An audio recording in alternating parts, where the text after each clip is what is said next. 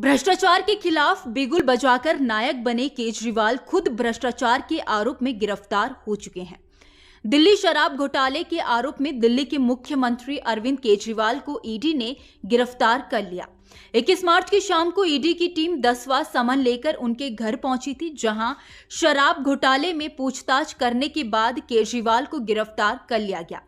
गिरफ्तारी के बाद केजरीवाल सुर्खियों में है। उनके सियासी करियर से लेकर उनके जीवन, उनकी नेटवर्थ तक पर चर्चा हो रही है।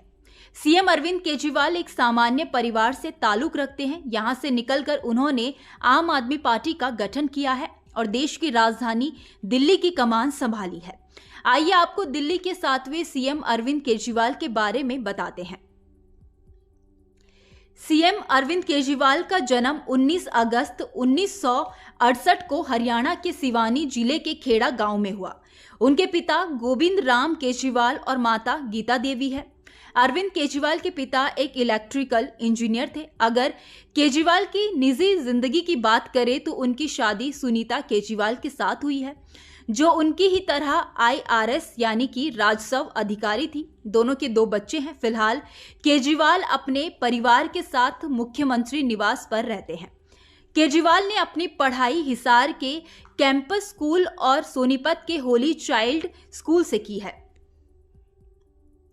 1985 में आईआईटी जेईई परीक्षा पास की और मैकेनिकल इंजीनियरिंग में आईआईटी खड़गपुर से बैचलर्स हासिल किया। पढ़ाई पूरी करने के बाद वो 1989 में जमशेदपुर में टाटा स्टील्स में नौकरी करने लगे, लेकिन ज्यादा दिनों तक नौकरी नहीं कर पाए। 1992 में यूपीएससी की तैयारी के लिए केजरीवाल ने नौकरी छोड़ दी। 1995 में अरविंद केजरीवाल ने यूपीएससी की परीक्षा पास की।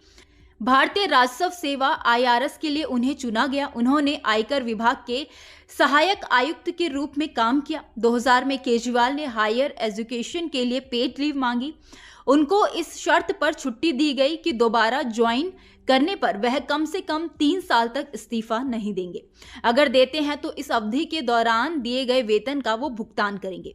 साल 2002 में केजरीवाल ऑफिस आए, लेकिन 1 साल तक उनकी नियुक्ति नहीं की गई।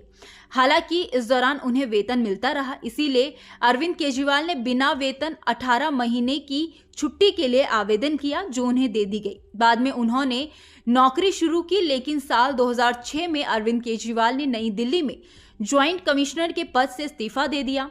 हालांकि केंद्र सरकार का दावा था कि उन्होंने 3 साल तक काम न करके साल 2000 में हुए समझौते का उल्लंघन किया है।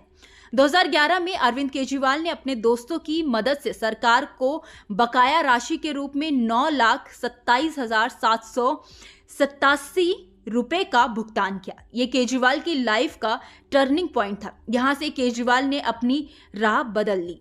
साल 2011 में अरविंद केजरीवाल ने सामाजिक कार्यकर्ता अन्ना हजारे के साथ मिलकर जन लोकपाल विधेयक को लागू करने की मांग करते हुए India against corruption group IAC का गठन किया। जन लोकपाल विधेयक की मांग को लेकर 16 अगस्त को दिल्ली के रामलीला मैदान में अन्ना हजारे के साथ अनशन पर बैठ गए।